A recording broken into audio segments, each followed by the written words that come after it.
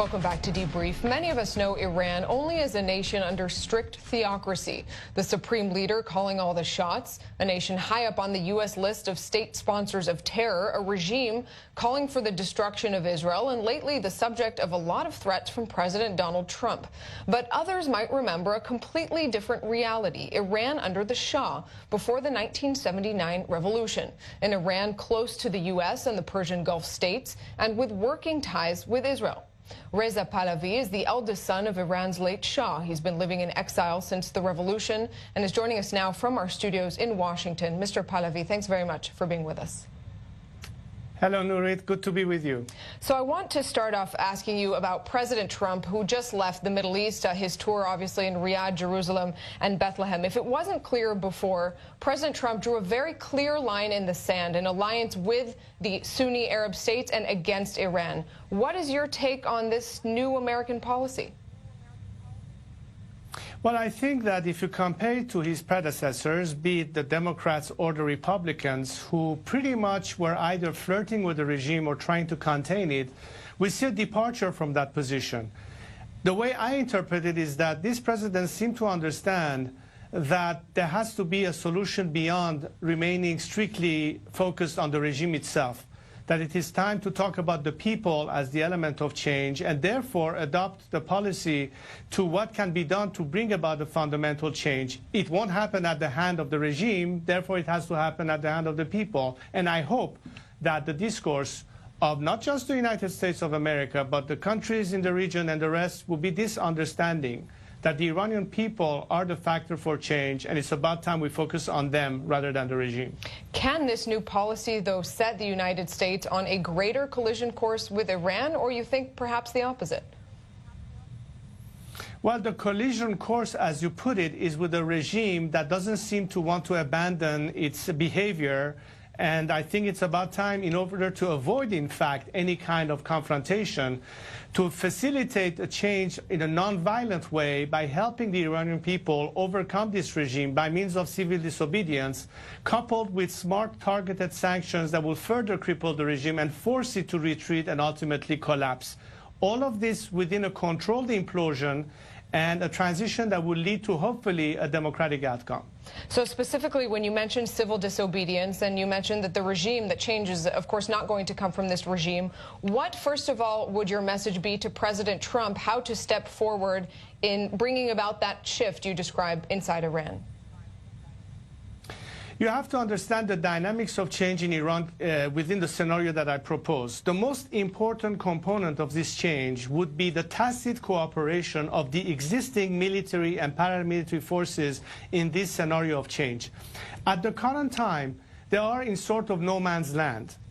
When we compare the situation that what happened in 2009 when the Green Movement was not supported, today the Iranian people who have it up to here with this regime demand some kind of intervention from the international community rushing to their support. Why is that component important?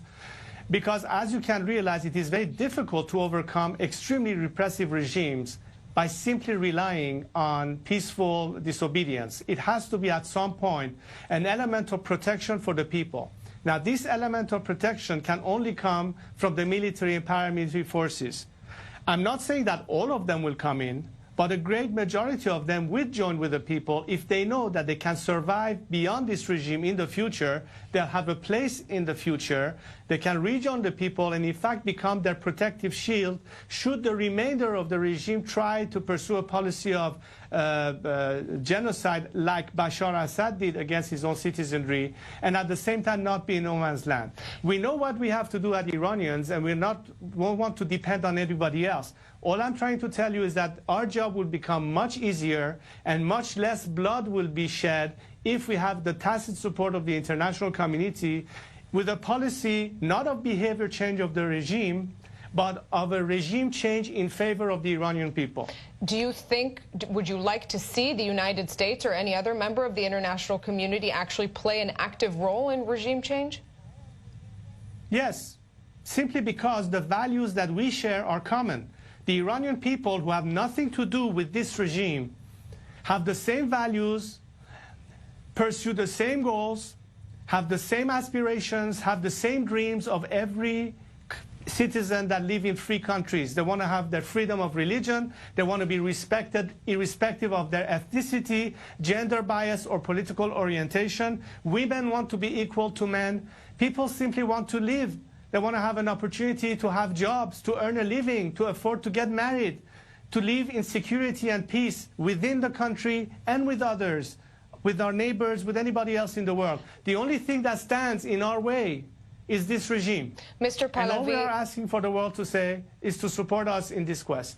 For the Iranian people who, as you describe them, are so fed up with this regime and the limitations it has put on the people, what do you think has prevented them from that civil disobedience, from stepping out into the streets like we saw in 2009?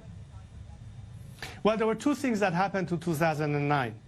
Number one was that the leadership of the movement was talking about remaining within the context of the existing constitution.